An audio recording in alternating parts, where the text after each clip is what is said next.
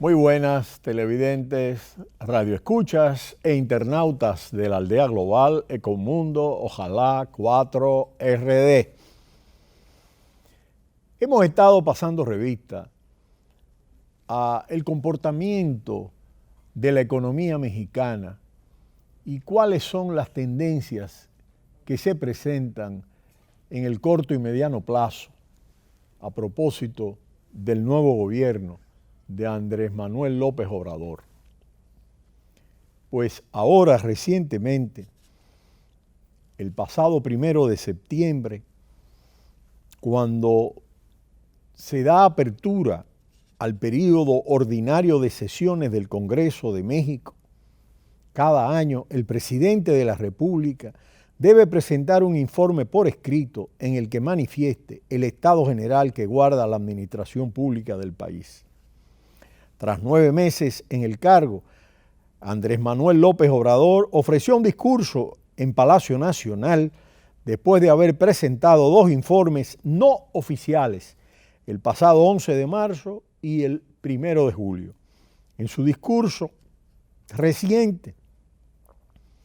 Andrés Manuel López Obrador destacó algunos puntos centrales del informe, un documento compuesto por 3 apartados principales: política y gobierno, política social y economía. Muchos asuntos habían sido ya tratados en los primeros 2 informes a los 100 y 200 días del inicio de su administración. Por consiguiente, el propósito es presentar un análisis de coyuntura sobre los asuntos de mayor relevancia durante el primer informe oficial de gobierno, a la luz de la evolución de la aprobación presidencial durante sus primeros 9 meses de gobierno. Tanto en su toma de posesión del 1 de diciembre pasado, como en el primer informe de gobierno, el presidente pronunció al referirse el aspecto de la violencia y la inseguridad como un aspecto causado por la falta de credibilidad pública,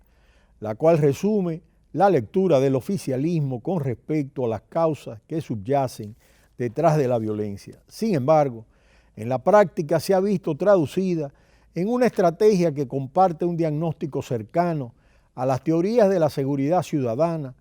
o a los informes del Banco Mundial para México, que suelen ignorar la literatura académica que ha demostrado que la causa de la violencia no es la desigualdad o la pobreza, sino la estrategia frontal militarizada tras la declaración de la guerra contra las drogas durante el sexenio de Felipe Calderón del 2006 al 2012. Como ha quedado demostrado en distintos trabajos, esta estrategia propició la diversificación de los grupos del crimen organizado, multiplicando la tasa de homicidios y disparando los niveles de violencia y victimización a niveles sin precedentes. A diferencia de los 3 sexenios anteriores, la actual administración efectivamente heredó una tendencia al alza en los índices delictivos y en la violencia homicida. Enrique Peña Nieto,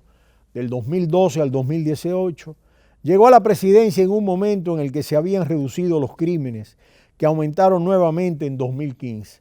Vicente Fox, del 2000 al 2006, lo hizo en un momento en que la tasa de homicidios experimentaba un descenso estructural desde 1997. Y Felipe Calderón llegó a la presidencia en 2006, un año antes de que México experimentara la tasa mínima histórica en la tasa de homicidios, con alrededor de 8 homicidios por cada 100,000 habitantes. Pese a las críticas que realizó en campaña con respecto a la militarización del país durante los gobiernos previos, asegurando que los militares regresarían a los cuarteles, concluyendo con la guerra contra el narcotráfico, la actual administración ha mantenido una estrategia de militarización de la seguridad pública después de la creación de la Guardia Nacional, junto con fortalecer los programas sociales y apoyar a los jóvenes para que no los reclute el crimen organizado. Esta institución, que incorporó elementos del Ejército, la Marina y la Policía Federal, es uno de los 3 pilares de la estrategia actual de seguridad para lograr erradicar la violencia. De acuerdo con el informe presentado por Parametría, una firma encuestadora, un 77% considera insuficiente el tiempo de Andrés Manuel López Obrador lleva gobernando para poder evaluarlo. Dice que todavía es poco tiempo para evaluarlo como gobernante, frente a un 21% que piensa que no necesita más tiempo. En paralelo, aunque a la opinión pública considera mayoritariamente que todavía es pronto para juzgar a la actual administración, el combate al narcotráfico es el área peor valorada, con solo un 51% de opiniones favorables, seguida por el combate a la delincuencia con un 50%. De hecho, pese a ser las áreas peor valoradas, llama la atención el nivel de aprobación en este rubro en un año en el cual las tasas de homicidios han desplazado a 2018 como el año más violento, con un nuevo récord de casi 20.600 personas asesinadas durante el primer trimestre del año 2019. Detrás de la estrategia de pacificación de la actual administración, los programas sociales y el crecimiento de la economía ocupan un lugar central como palancas para aumentar los niveles de bienestar social. Sin embargo, en términos económicos, el primer año ha estado lleno de dificultades que se han comentado en Ecomundo, hasta las bajas calificaciones otorgadas por consultoras que llegaron a colocar a México en los últimos puestos del índice de confianza de inversión extranjera directa. A todo ello se suman los problemas económicos y políticos de las dos principales empresas paraestatales del país, Petróleos Mexicanos y Comisión Federal de Electricidad.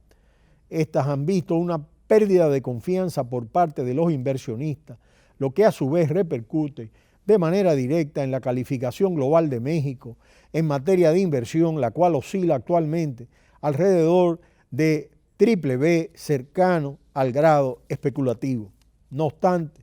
pensar que México se encuentra cerca del incumplimiento de sus compromisos internacionales parece poco probable, ya que el programa de austeridad implementado desde la presidencia ha conseguido ahorros por más de 145 millones, a lo que suman aumentos semanales de 114 millones de dólares en las reservas internacionales del país. Al mismo tiempo, la dura política fiscal mexicana ha dado poco margen de maniobra para la toma de decisiones en materia de política económica, lo que se ve reflejado en algunas de las más bajas tasas de crecimiento del Producto Interno Bruto en los últimos años. Al conseguir una tasa de crecimiento del 0,1%, México logró evitar la recesión técnica, 2 trimestres consecutivos de crecimiento negativo, pronosticada por expertos nacionales e internacionales. Dicha situación fue percibida como positiva en términos políticos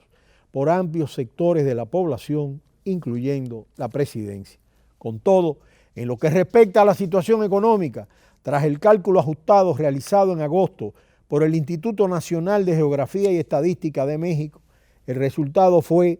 de 0%. Estos resultados lucen contradictorios, sobre todo cuando se tiene en cuenta que uno de los discursos con los que el presidente llegó se basó en las críticas de las políticas económicas neoliberales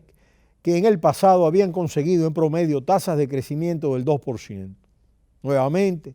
aunque es cierto que México consiguió esquivar la recesión, no es menos cierto que el país sufre un estancamiento económico con un promedio de crecimiento del 0,4% en los 5 últimos trimestres. Los resultados económicos del país también han sido nutridos por factores internacionales, tales como la renegociación del Tratado de América del Norte, hoy llamado TEMEC, las irregularidades políticas arancelarias de Donald Trump o la reducción de las tasas de interés por parte de la Reserva Federal, que no se habían modificado desde 2008, y este es un aspecto que no puede pasar por alto. Este último escenario puede acarrear futuras dificultades, dada una posible salida de capitales de México en favor del mercado estadounidense. La decisión de la Reserva Federal ha invertido la curva de tasas de interés, lo que podría ser indicio de una nueva recesión internacional que comienza a tener efecto en los mercados emergentes de América Latina y el Caribe. En la actualidad, las expectativas de crecimiento económico están siendo constantemente modificadas a la baja por el Banco Central Mexicano, colocándose por ahora en un 0,5%, lejos del esperado 2,1% promedio del gobierno. Y si bien se han incrementado los salarios de los trabajadores mexicanos en un 16%, un aumento sin precedentes en términos reales en más de 3 décadas, también se ha perdido confianza de los inversionistas nacionales y extranjeros. Ante un escenario en el que por una parte Estados Unidos ha decidido reducir sus tasas de interés y por otra México se encuentra cerca de entrar en la lista de países con grado de especulativo, recuperar la confianza de los inversionistas y fomentar el gasto público serán factores claves para el desarrollo nacional. Las encuestas, de todas maneras, se mantienen dándole un voto favorable a la gestión de López Obrador y hasta el momento ha podido evitar que la economía entre en un periodo de recesión y se ha mantenido más o menos en una situación de escaso crecimiento.